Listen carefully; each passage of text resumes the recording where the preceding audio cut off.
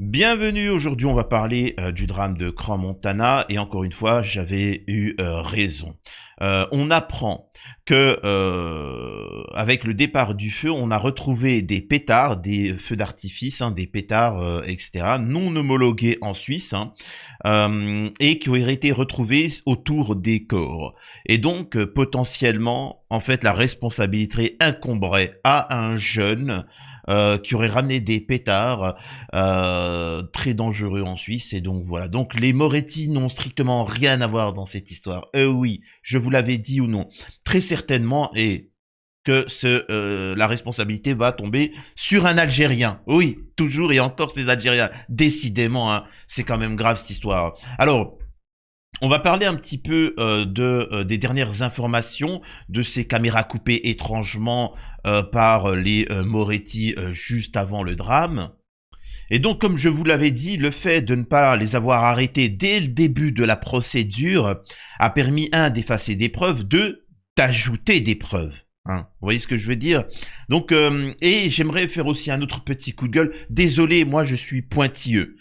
J'aime bien vulgariser l'information, la géopolitique, la politique, etc. Mais j'aime bien... ce que j'aimerais dire et transmettre aux familles des victimes, à ceux qui se battent et qui nous regardent en Suisse, qui me regardent, ce n'est pas la mousse acoustique le responsable, qu'on soit bien d'accord. Le drame, le responsable, ce n'est pas... Excusez-moi, vous allez me dire, c'est peut-être anodin, mais qu'on arrête de mettre la responsabilité sur la mousse acoustique. La mousse acoustique n'est responsable de rien du tout. Quand quelqu'un ôte la vie avec un couteau, il ôte la vie à une autre personne, le responsable, on n'entend jamais, excusez-moi, dans les médias, dire le responsable du drame, c'est le couteau. On est bien d'accord ou pas? Excusez-moi, je vous demande... quand un individu, il prend un pistolet et il tire sur un autre individu qui lui ôte la vie, on n'entend pas que c'est le pistolet le responsable. Non. Alors pourquoi, dans l'affaire du Crans-Montana, on t'explique que la responsabilité, le responsable du drame, c'est cette mousse acoustique qui est... Non, j'en ai rien à faire. J'en ai rien à faire. Le responsable, c'est les Moretti, c'est tout. Excusez-moi. Je prépare une autre vidéo parce qu'apparemment on m'a attaqué en justice pour me faire taire. Incroyable. On y reviendra peut-être dans une prochaine vidéo. J'attends que ça se confirme pour de vrai. Juste avant de démarrer la vidéo, je vous invite à vous abonner massivement sur la chaîne. Ne pas hésiter à la partager autour de vous, les vidéos que je fais, mettre un j'aime dès le début, et après il y a l'option boost qui apparaît, vous pouvez le faire 3 fois par semaine gratuitement, ça permet de mettre en avant les vidéos, parce que parfois il y a des moments où il y a une certaine censure, on se demande qui, bizarrement. Donc voilà, n'hésitez pas à me rejoindre sur mes réseaux sociaux, mes chaînes secondaires, je crois qu'il y a l'Instagram, si je me trompe pas. Donc, de toute façon, Instagram, TikTok, vous y allez, vous pouvez m'écrire si vous avez des informations, ou simplement si vous voulez échanger. Donc on va regarder plusieurs aspects dans cette vidéo et je vais réagir au fur et à mesure. Écoutez ça. Et rejoint parce que ces images, ce ne sont pas des images de vidéos vivantes qui bougent, si je veux dire, ce sont des captures d'écran. Et on voit ici, en haut à gauche, qu'elles sont bloquées à 1h23 et on est juste avant l'incendie. Oui. Je répète, les Moretti ont pris des captures d'écran. Pourquoi tu prends des captures d'écran? Des captures d'écran 3 minutes avant le drame. Ok. Vous savez, moi je vous le dis, pour moi personnellement, c'est coupable. Vous voyez ce que je veux dire? C'est pas mon intime conviction, c'est ma conviction, tu vois. C'est pas intime, c'est vraiment... Enfin, je sais pas, demain, vous apprenez qu'il y a une femme qui disparaît mystérieusement, et le mari, 2 jours avant, il lui a fait signer une assurance vie à son nom, de plusieurs millions de dollars. Tu penses bien que c'est bizarre quand même que le mec, il lui fait signer une assurance vie, 2 jours après, elle décède.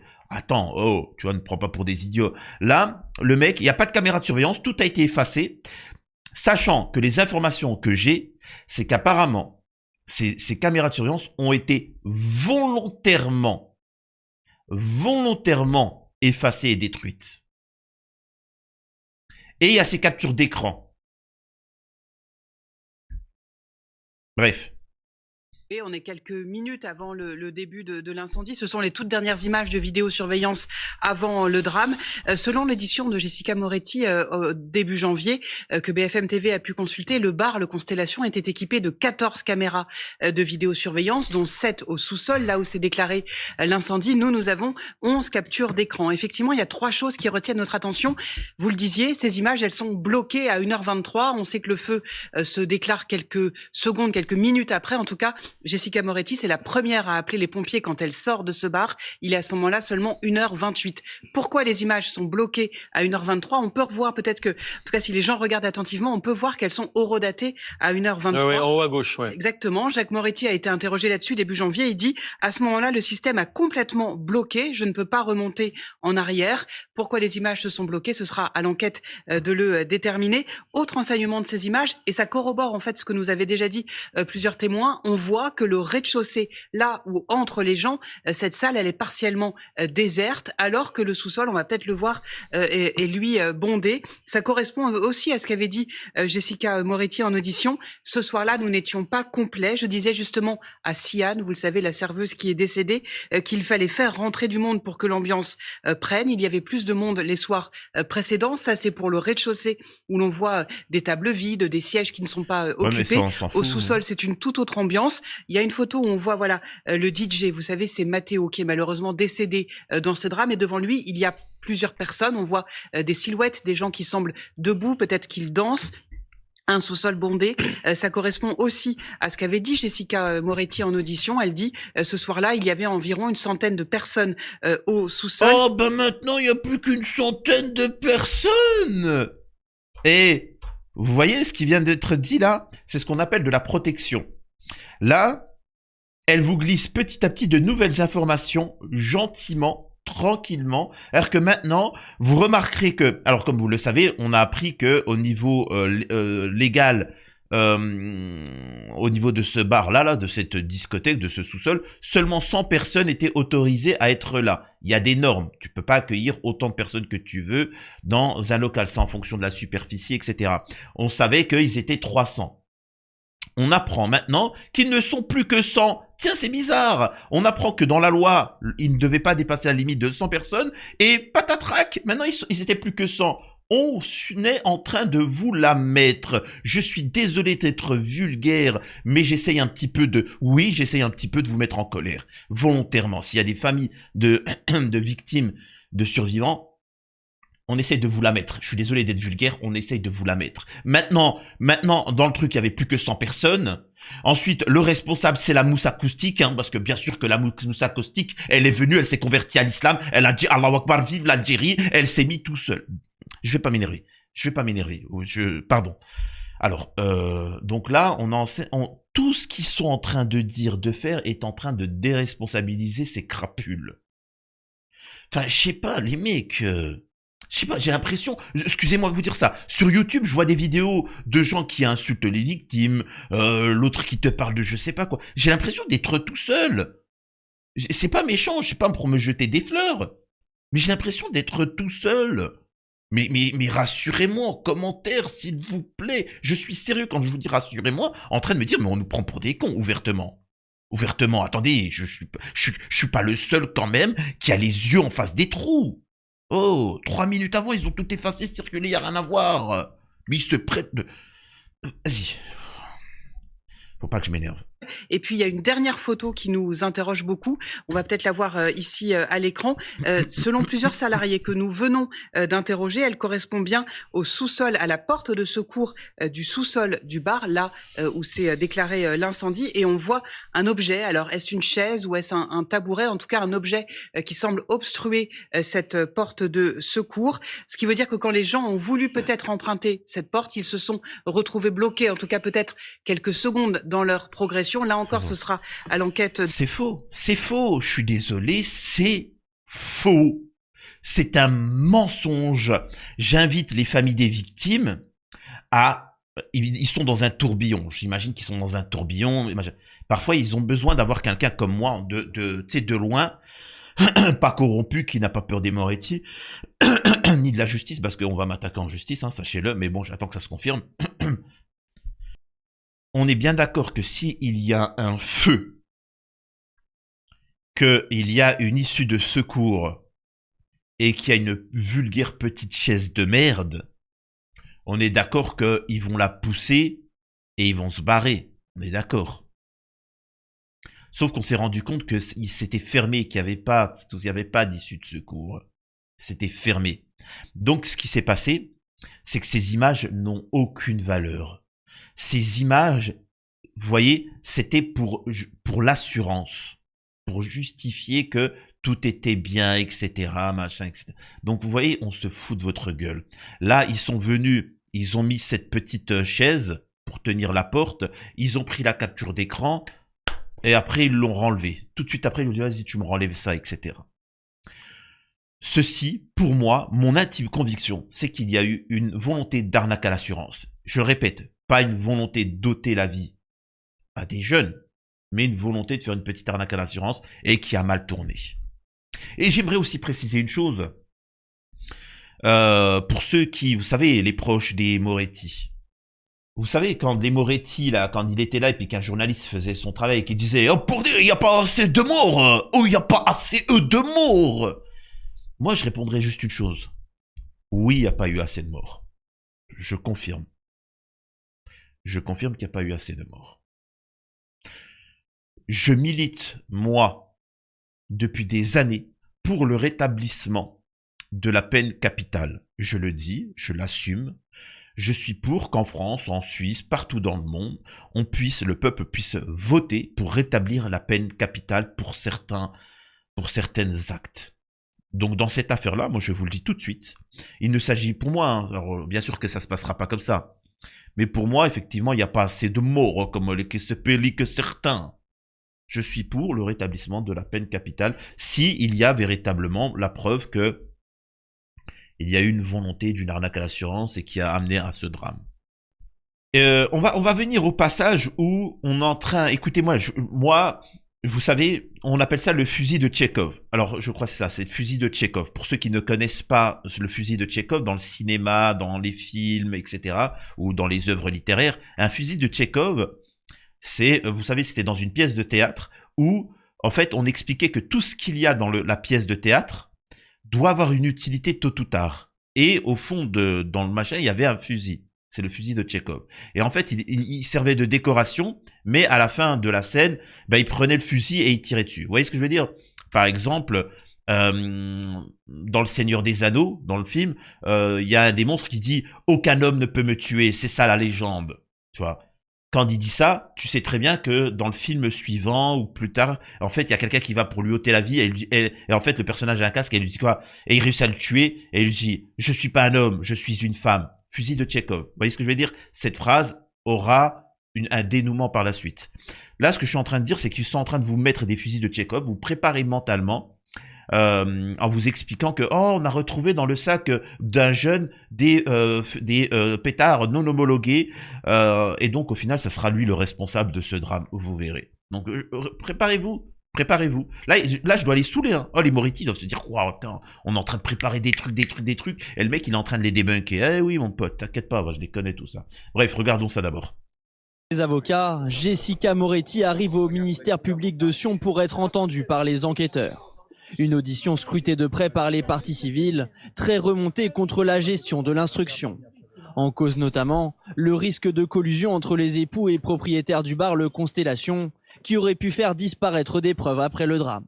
Il faut savoir que le matériel informatique ainsi que les ordinateurs du couple Moretti ont été saisis le 5 janvier dernier. Mais pour une raison que les avocats des parties civiles n'expliquent pas, il n'y a pas eu de saisie de leur téléphone portable. Jacques et Jessica Moretti auraient pu éventuellement s'accorder sur une seule et même version. Ces téléphones portables, ils ont été saisis 4 jours plus tard, soit le 9 janvier dernier. Autre point d'interrogation. Vous savez que moi, avec mes vidéos, j'ai pris 20 plaintes.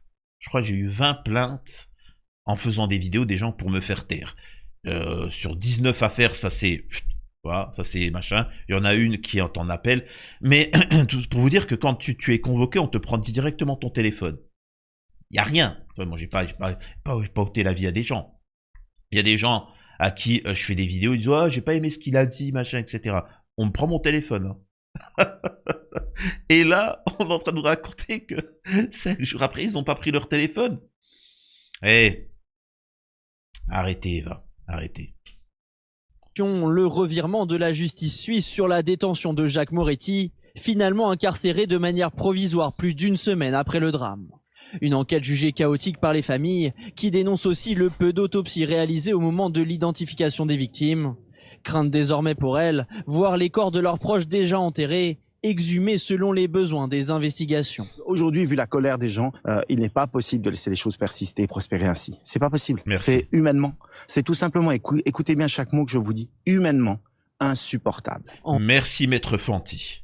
C'est humainement dégueulasse ce qui est en train de se passer. Ils sont en train de se marrer, de se foutre de votre gueule. Attends, ouais, non, on va pas faire de machin. Allez enterrer les enfants. Non, vous les avez enterrés? Oh, bon, on va les déterrer. Puis finalement, non. Et puis peut-être que oui. Et puis on vous emmerde. Vraiment, ils sont en train de vous... Il y a quelque chose dans cette affaire-là de satanique. Je vais pas rentrer dans ce sujet trop loin, mais il y a quelque chose de satanique. On se fout de la gueule des victimes à un niveau... C'est spectaculaire. Et moi, je suis pas d'accord avec les familles des victimes quand elles disent « il y a une enquête chaotique ». Je suis désolé de vous dire ça, ce n'est pas du tout chaotique. C'est professionnel millimétré. Cette affaire est pas chaotique, elle est millimétrée.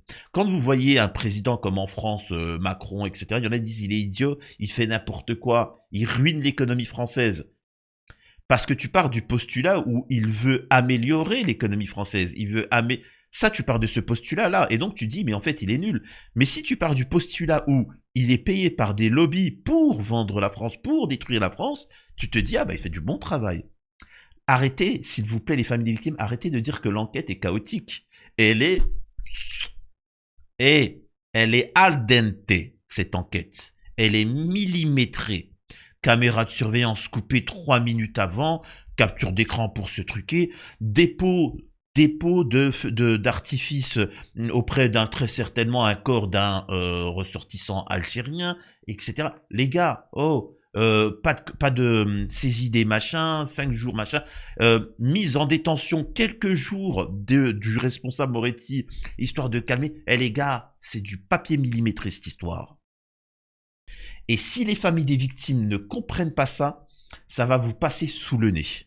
Ça va vous passer sous le nez, vous n'allez pas comprendre ce qui va se passer. Vous devez être solidaire, vous organiser, parce que vous savez, tout ce que j'ai dit depuis la première vidéo où j'ai traité l'affaire Crans-Montana, c'est avéré vrai.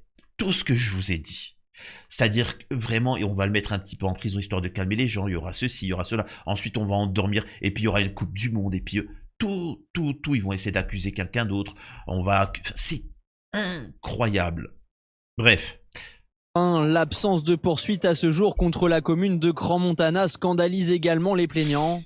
Contrôlé une seule fois depuis 2020, le Constellation aurait dû être inspecté tous les ans par les services de la ville. En ce sens, la municipalité a elle-même déposé des documents considérés comme utiles à l'enquête. Mais ce qui me fait rire, en fait, moi, pourquoi ça me fait rire, je pense, parce qu'il y a un moment, j'ai vécu 1 an au Japon, je précise, et ça me fait penser au Japon. Il y a une société qui vend des glaces au Japon, une société connue, hein, qui vend des glaces au Japon, des glaces à manger, hein, vous savez. Avec l'inflation, après 30 ans d'existence, pour la première fois en 30 ans, ils ont décidé d'augmenter un tout petit peu le prix des glaces. Vous savez ce qu'ils ont fait? Ils ont fait une publicité, une pub, hein. C'est une pub, ça coûte de l'argent. Ils ont fait une pub pour passer à la télé où tu as toute l'équipe, le directeur, toute l'équipe, tous les travailleurs, ils sont devant le bâtiment et ils demandent pardon. Vous allez me dire, mais c'est quoi le rapport avec Crans-Montana? Il y a des gens, ils ont mal géré une société, il y a eu une faillite, donc il y a plein de gens qui ont perdu leur travail. Le mec a décidé de, je dis pas ce qu'il faut faire ça, hein, mais sauter la vie. Tellement il y a la honte d'avoir fait indirectement du mal à avoir fait perdre la société et machin.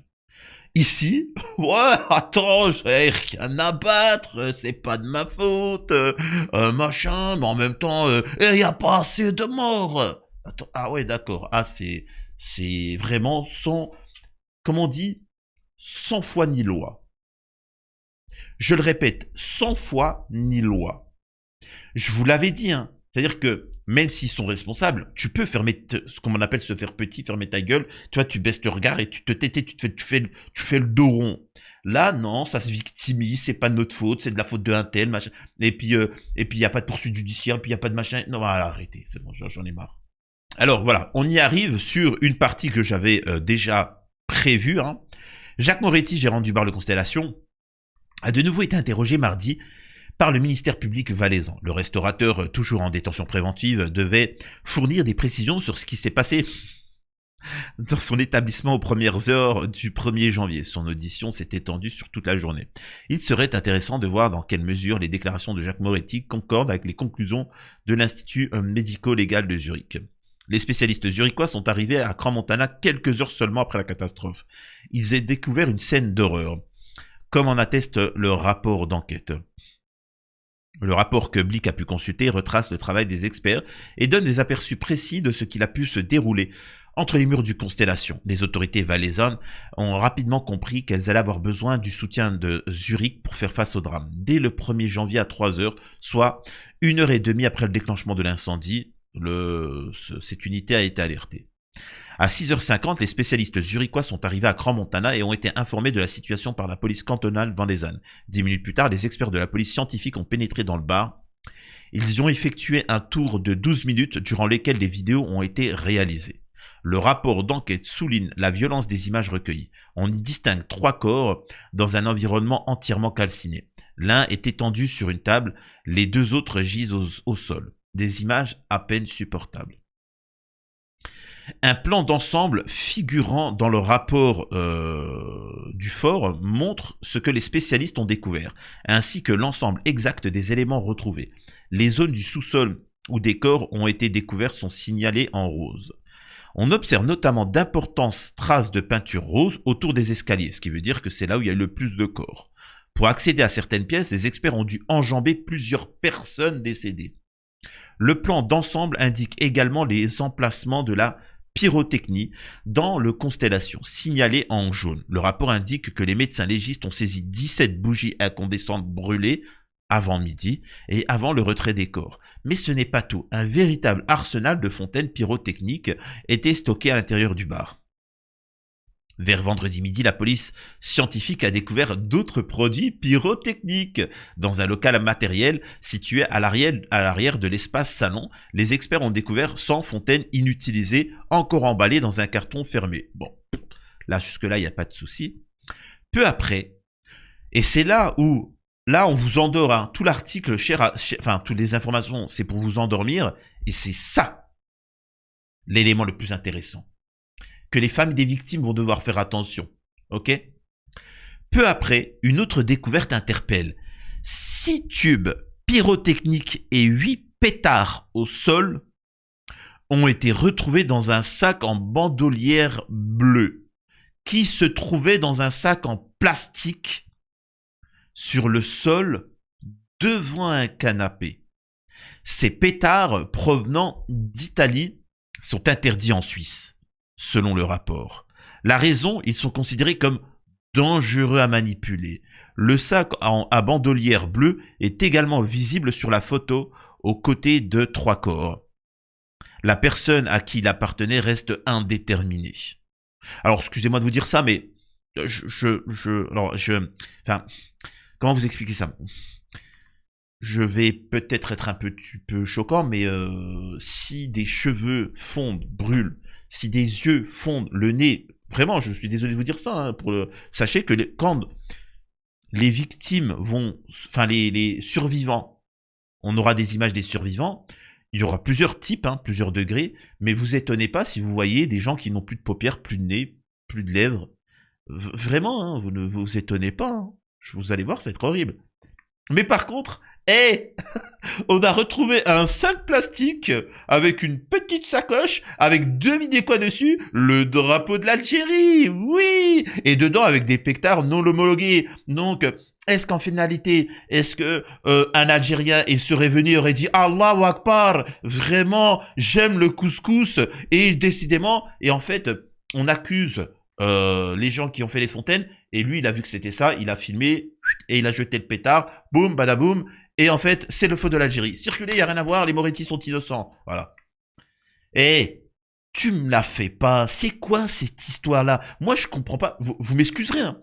Je répète, s'il y a des familles des victimes qui m'écoutent, pourquoi on vous raconte ça et on ne raconte pas? Moi, je veux savoir l'élément le plus simple. Il y avait combien d'extincteurs? Est-ce qu'il y avait des extincteurs? Oui ou non? Combien? Est-ce que c'était disponible? Est-ce que oui ou non, et tout était aux normes? Bon, on sait très bien que non, mais vous voyez ce que je veux dire? Pourquoi on nous parle de ça? Parce qu'on vous prépare ce qu'on appelle une quenelle, hein. Oui, oui, voilà, malheureusement. Hein. Vous n'aurez pas justice, hein. Vous n'aurez pas justice. Alors, vous aurez un semblant de justice. Vous aurez un semblant de justice. Oui. Donc, et c'est inhumain. Mais bon. Ah bah, mais bon, vous aurez un semblant de justice. Il va prendre 2 ans ferme. Je le répète, hein, ça peut paraître beaucoup, mais au final, il ne fera qu'un tiers de cette peine. Donc, circuler, il n'y a rien à voir. Hein. On vous prépare mentalement. Petit à petit, on va vous endormir. La procédure va être longue. Jessica Moretti, alors on va pas lire l'article, juste le titre. Jessica Moretti avoue avoir organisé le spectacle des cierges magiques. Donc encore une fois, moi je vous le dis, cette histoire, ça pue le, comment on appelle ça? Ça pue l'arnaque à l'assurance. Hein. Voilà, moi c'est mon intime conviction. Et moi, j'invite, moi je dérange, hein. Moi avec mes vidéos, je dérange, hein, parce que justement je pointe. Vous savez, je suis pointilleux. On a une personne ici qui dénonce le drame. Et vous savez, c'est cette vidéo à la télé italienne pour montrer la propagation du feu, avec une mousse acoustique. Et la fin de cette vidéo, et j'ai bien dit, écoutez-moi bien, si vous êtes proche des familles des victimes, montrez-leur cette vidéo. Mais moi, ce qui m'intéresse, tout le reste, c'est de la merde dans la vidéo. Hein. Mais la fin, elle est exceptionnelle, la fin. Cette fin de vidéo montre que on se fout de votre gueule. Écoutez ça. D'abord, je vous fais écouter le début de la vidéo. Et là, moi, je suis désolé, je suis pointilleux. Il y a un élément que personne ne relaie, c'est la fin. Vous allez voir. Mais juste avant, on a Karen qui dit la télévision italienne a testé en direct l'inflammabilité de la mousse responsable de l'incendie de Crans-Montana. Les victimes avaient peu de chances de s'en sortir. Qui a produit cet isolant phonique? Qui vend cette cochonnerie? Maintenant, le responsable, c'est que... mais vraiment, je suis dans un monde de fous. Je suis dans un monde de fous. Et en fait, je suis le seul personne qui est normale. Et en fait, tous les fous, ils me disent, non, mais t'es bizarre, toi. Mais la mousse phonique, c'est bien. J'aurais pu en installer, moi, pour faire des vidéos, dans le petit studio où je fais mes vidéos. Pour améliorer la qualité sonore, je peux mettre de la mousse acoustique. C'est quelque chose de très bien, la mousse acoustique. Un couteau, c'est très bien. Un couteau permet de cuisiner. Ça permet plein de choses, un couteau. Ça peut même sauver des vies. Parce qu'un type de couteau spécial qu'on appelle un scalpel permet d'opérer. Oui, d'opérer et de sauver des vies. Vous voyez ce que je veux dire? Quand quelqu'un ôte la vie à un autre, le responsable, c'est pas le couteau. Là, le problème de ce drame-là, c'est pas la mousse acoustique. Le problème, c'est les Moretti.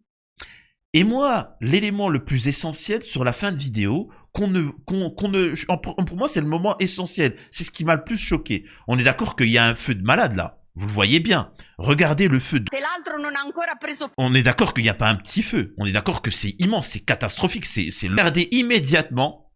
À ce moment-là, à ce moment-là, ça dure quelques secondes parce qu'après il coupe alors que c'était le moment le plus essentiel. Il décide d'utiliser un petit extincteur, en plus même pas de qualité parce que je connais les types d'extincteurs, un petit extincteur de merde à main, tu vois. Éteins! Oh mon Dieu! Ben tiens! Ben tiens! Vous vous rappelez le feu de dingue? Ils sont venus avec un petit extincteur de merde alors que le feu il était immense.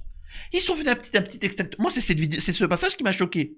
Tout le monde montre le passage, oh mon Dieu, l'inflammabilité. Moi, j'aurais aimé quand on monte cette vidéo-là, c'est pour montrer l'efficacité d'un extincteur. Oui, avec un extincteur à 30 balles, 27 balles, hein, ou 17 € pour certains, mais 27 € en France, c'est la moyenne. T'aurais pu éteindre le feu. Peu importe à quel niveau il aurait été, t'aurais pu éteindre le feu avec un putain d'extincteur à 27 €. Ça serait passé comme ça. Immédiatement, le feu, il aurait été éteint.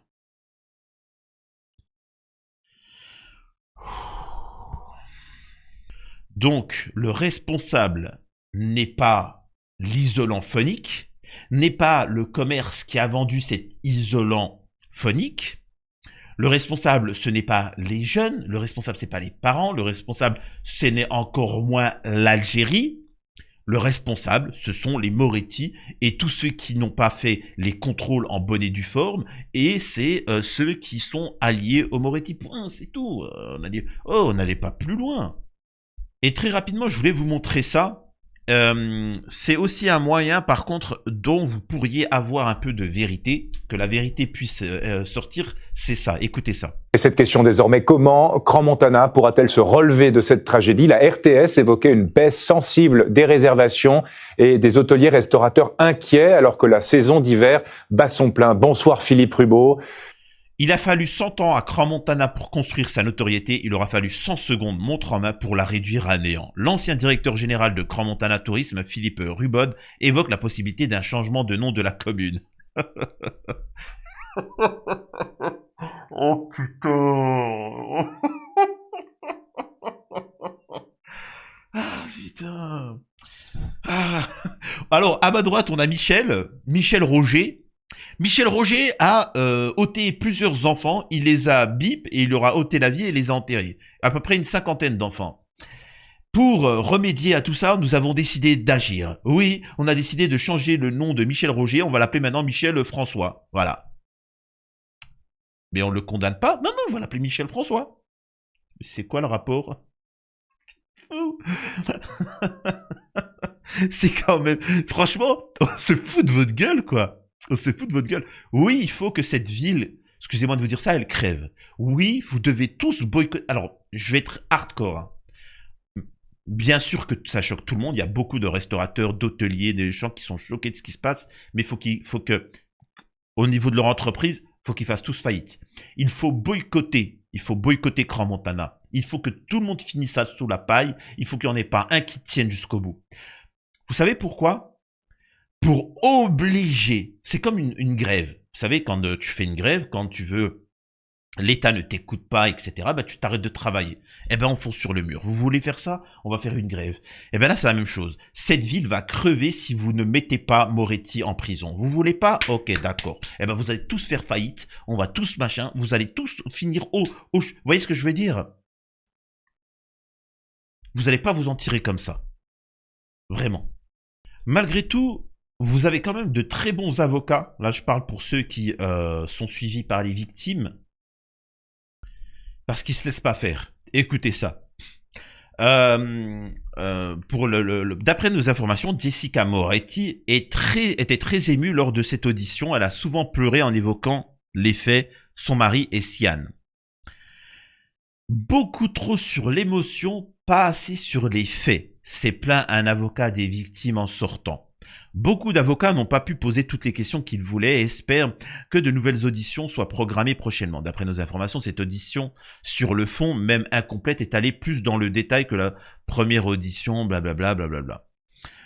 Donc au final, hein, on va pas rentrer dans les détails, mais les avocats se plaignent que c'était du théâtre, quoi. Alors, oh mon Dieu, je me sens tellement mal. Et vraiment, si vraiment, je trouve vraiment que la dictature algérienne, mais c'est pas une dictature, c'est une démocratie. Oui, mais quand même, je pense que l'Algérie, mais c'est quoi le rapport avec l'Algérie? Vraiment, je vous assure qu'on voit bien le modèle français. Ça, c'est le modèle français. Ils comprennent pas. Je répète, en Suisse, ils ont pas le même affect que vous sur l'Algérie. Ça sert à rien. Trouvez autre chose. Alors, vous tombez mal, c'est parce qu'en Suisse, ils aiment pas les Français, tu vois, déjà de base. Et ça s'explique. Ça s'explique pourquoi, tu vois. À raison. Parce que vous êtes des crapules. C'est tout. Vous respectez pas les règles, pas les lois. C'est comme ça. Mais, voilà. Donc, on leur pose des questions sur le concret. Les mecs, ils te sortent de l'émotion, de l'affect. Bref. Encore une fois, on va continuer à suivre cette affaire-là. Je vous ai déjà dit tout ce qui allait se passer dès la première vidéo que j'ai faite sur Crans-Montana. On arrive sur une étape où ils vont attaquer en justice tous ceux qui ouvrent leur gueule. Et donc, on va tous se taire, hein, parce qu'on va se prendre des procès. Quand bien même on va les gagner, ça va coûter un bras, ça va être dur à payer tout ça. Et au final... on passera à autre chose. C'est bientôt la Coupe du Monde d'ailleurs. Hein, c'est bientôt l'équipe du monde. Soutien à l'équipe de Suisse. Oui, tu vois, circuler, il n'y a rien à voir. Ouais, bon, on en a compris. Et puis voilà. Hein. Cette affaire-là, moi je vous le dis, hein, on va vous dire comme quoi les Moretti ont une responsabilité, ils vont prendre 2 ans de prison. On va vous endormir. Cherchez pas. Si vous n'entrez pas directement dans ces procédures actuellement, machin, dans cette idée-là, vous avez déjà perdu. Vous avez déjà perdu. Donc, bref, je sais pas quoi vous dire de plus, mis à part que soutien à toutes les victimes. On va vous endormir petit à petit, parce que vous verrez que dans 5 ans, 7 ans, quand l'affaire sera jugée, dans 5 ou 7 ans, bah forcément, vous aurez moins de hargne, vous aurez passé à autre chose. Beaucoup seront passés à autre chose. Donc, voilà ce qu'il en est. Je sais pas quoi vous dire de plus. J'ai l'impression d'être seul dans le désert. Bon, bref. En tout cas, des bisous à tous. Merci de vous abonner et de partager un maximum les vidéos.